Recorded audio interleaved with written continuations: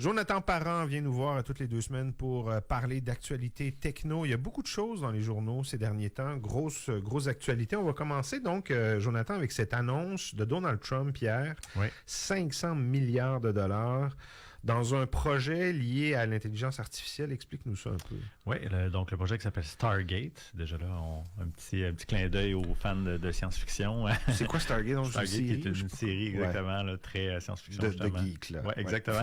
Je trouve ça très drôle qu'ils aient appelé ça Stargate. Oui, donc dans le fond, évidemment, là, Donald est en mode executive order. Donc, il signe là, vraiment des annonces. Et une qui était très attendue, c'est celle qui a été faite hier où ils avaient annoncé là, qu'il y avait à avoir des éléments au niveau des infrastructures. Et parmi ces infrastructures-là, cette annonce qui va permettre la construction, ou du moins le déploiement de fameux centres de données, d'infrastructures qui vont servir les grands joueurs. En fait, dans le cas présent, un grand joueur de l'intelligence artificielle qui est OpenAI. Donc, Sam Altman, qui est le fondateur et le PDG de OpenAI, qui est derrière le fameux ChatGPT. Dans le fond, était avec les gens de Oracle et aussi de SoftBank, qui est une société japonaise. Donc, pour annoncer finalement ce déploiement massif d'argent et cette intention de construire vraiment une quantité importante pour essayer d'utiliser cette puissance-là pour permettre aux États-Unis vraiment de se positionner comme un leader au niveau de l'intelligence artificielle. Donc, c'est le souhait et le vœu. C'est pas tant surprenant quand on pense qu'évidemment, il y a Elon Musk qui est dans les parages avec tout ça. Donc, est-ce qu'il a des intérêts là-dedans, dans les entreprises qui vont recevoir cet argent-là? En fait, ce qui est très drôle, c'est qu'il y a un litige entre Elon Musk et Sam Altman. C'est-à-dire qu'au départ, Elon Musk a été impliqué, dans le fond, dans le déploiement initial de ChatGPT. Donc, il a vraiment participé. Et à un moment donné, d'un point de vue, au niveau de la façon dont les choses étaient développées, Elon Musk n'était pas d'accord avec la vision de Sam Altman et a préféré à ce moment-là se retirer. A commencé à ce moment-là à développer Grok, qui est le produit d'intelligence artificielle de Elon Musk.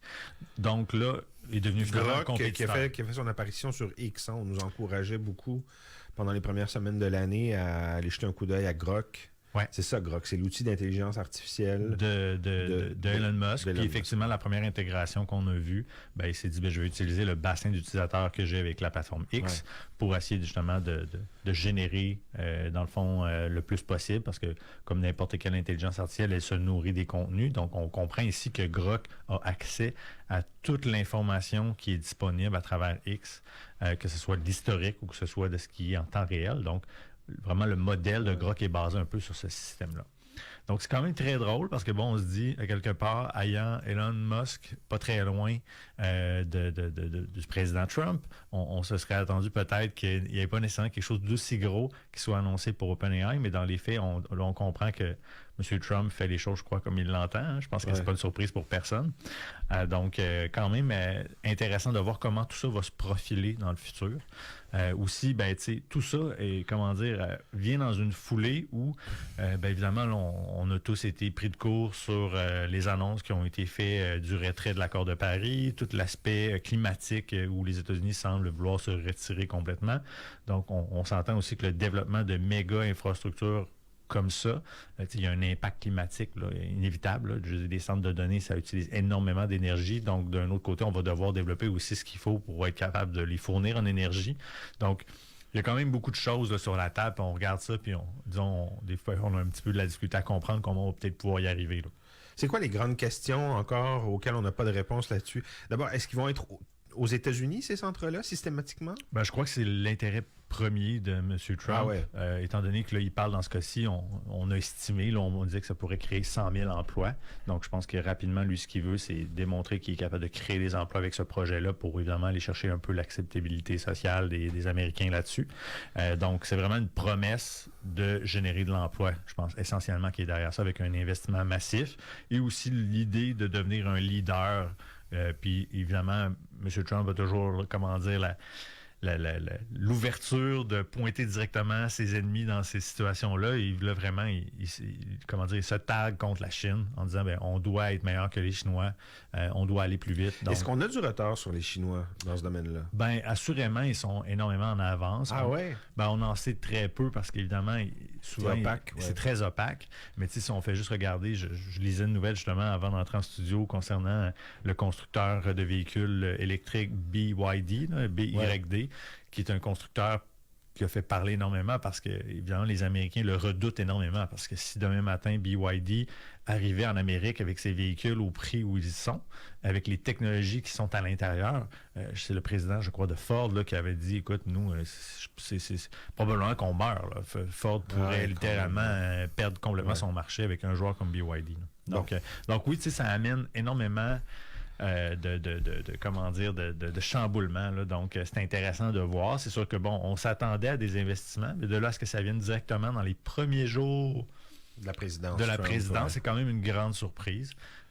Puis aussi, on a vu qu'il y a beaucoup de gens issus, disons, des hautes sphères technologiques qui sont maintenant rendus très, très près de M. Trump. Juste à regarder à l'inauguration, on avait Mark Zuckerberg, on avait évidemment Elon Musk. On avait Sundar Pichai qui est le fondateur aussi, pas le fondateur, mais le PDG de Google. Ouais. On avait Jeff Bezos d'Amazon. Donc, on avait vraiment les grandes têtes étaient présentes. Donc, on sent là, qu'il y a probablement une volonté importante là, d'appuyer ces grands joueurs-là à continuer de croître et de générer quelque chose dans l'économie américaine. On va rester en Chine.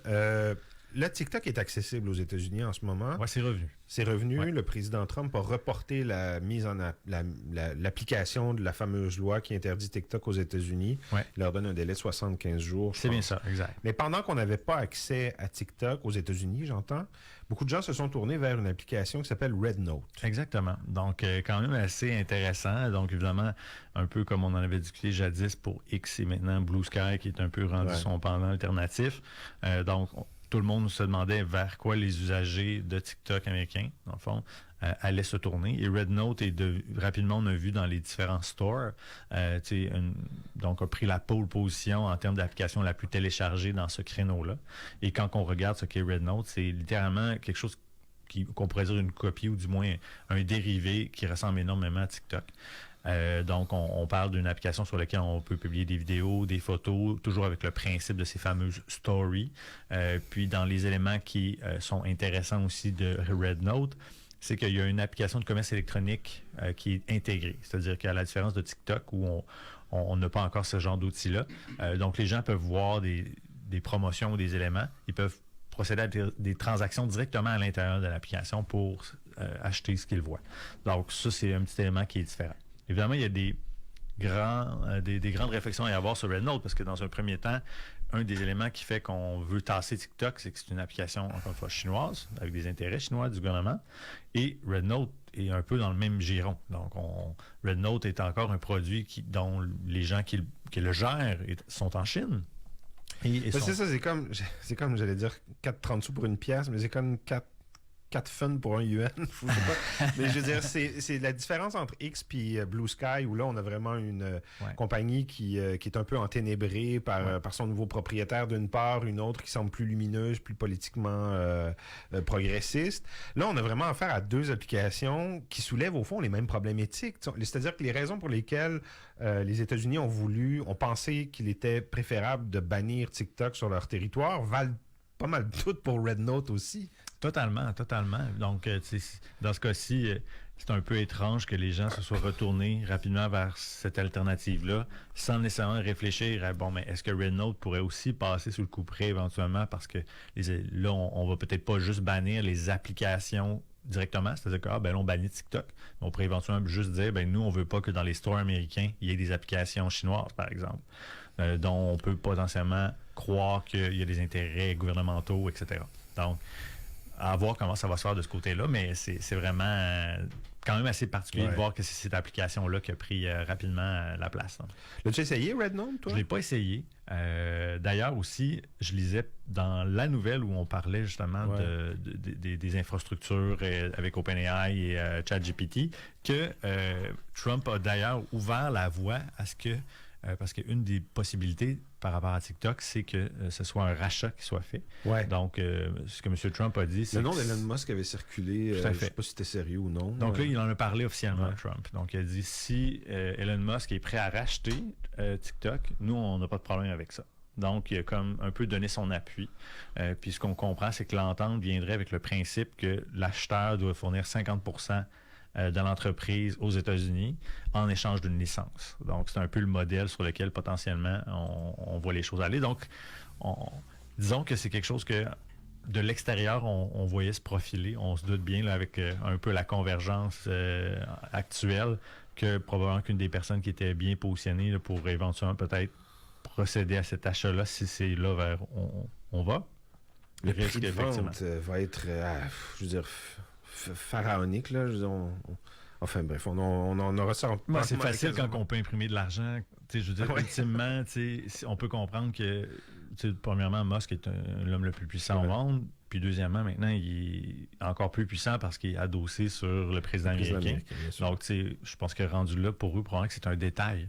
À ce point, non, mais c'est quand même incroyable. Là, puis, je veux dire, ils vont assurément aussi utiliser, disons, des leviers de force pour essayer d'aller chercher une entente où financièrement, ça va être acceptable pour eux parce qu'ils ont la possibilité de dire, bien, évidemment, dans 75 jours, on va juste couper TikTok du territoire américain. Puis ça, je crois que ça ferait très mal à TikTok. Là.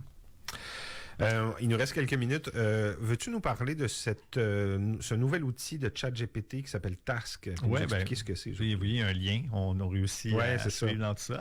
Tout est dans tout. Et dans le fond, je voulais vous parler de ChatGPT Task ou Tâche, si on y va en français, dans le fond, qui est une version qui a été lancée, qui est accessible uniquement en ligne. Donc, évidemment, si vous allez sur la version de ChatGPT que vous avez installée sur votre mobile, vous ne verrez pas cet onglet-là.